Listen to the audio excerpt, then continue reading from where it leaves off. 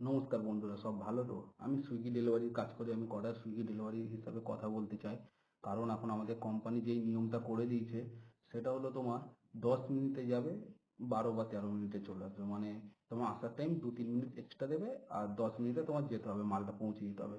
তা কোম্পানি তো জানে না রাস্তাঘাট কত ভালো আমাদের এখানে, সেটাও জানে না। আর আমি একটা কথা ভেবে পাই না যে আমাদের ট্রেনের ক্রসিং লাইনটা যখন পড়বে, আমরা তো যাওয়ার সময় ঠিক গেলাম, আর ক্রসিং লাইনটা যখন পড়বে আসার সময়, তখন কি আর 2 মিনিট 3 মিনিট লাগবে? তখন তো জোর ম্যাক্সিমাম অনেক দেরি লাগে।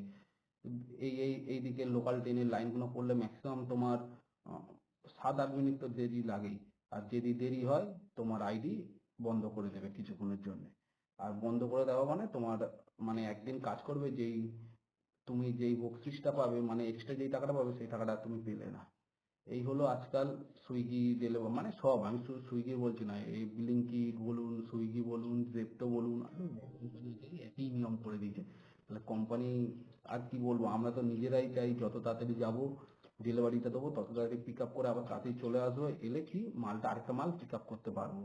এটা নিজে, মানে সুইগি, মানে মানে যে কোনো ডেলিভারির ক্ষেত্রেই তারা চায় আমরা মালটাকে যত তাড়াতাড়ি পিক আপ করবো, তত তাড়াতাড়ি আসবো, আরেকটা মাল পিক আপ করবো। আমরা তো আর আড্ডা মারতে যাই না যে অর্ডার নিয়ে বসে বসে গল্প করবো। সেটা তো কোম্পানি বোঝে না। কোম্পানির হলো 10 মিনিটে যাও, 10 মিনিটে আসো।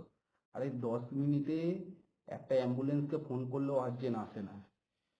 মানে যদি কোনো কিছু, যদি ঘটনা ঘটেও যায়, মানুষ যদি খুন খামারি হয়ে যায়, পুলিশকে ফোন করলেও 10 মিনিটে আসে না। আর আমরা তো ডেলিভারি বয়, আমরা শুধু মালের জন্য আমাদের 10 মিনিটে যেতে হবে। তুমি মরেও আছো, 10 মিনিটে না গেলে তোমার কোনো কিছু হবে না। কি বলবো বন্ধুরা।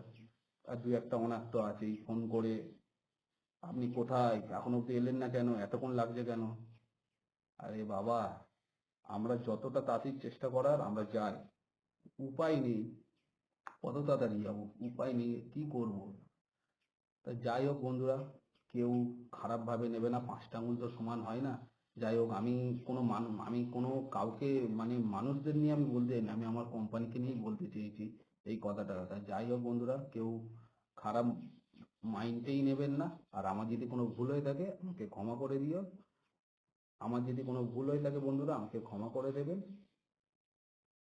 আমার যদি কোনো ভুল হয়ে থাকে আমাকে ক্ষমা করে দেবেন, ছোট্ট ভাই হিসাবে। চলো বন্ধুরা, আবার দেখা হবে।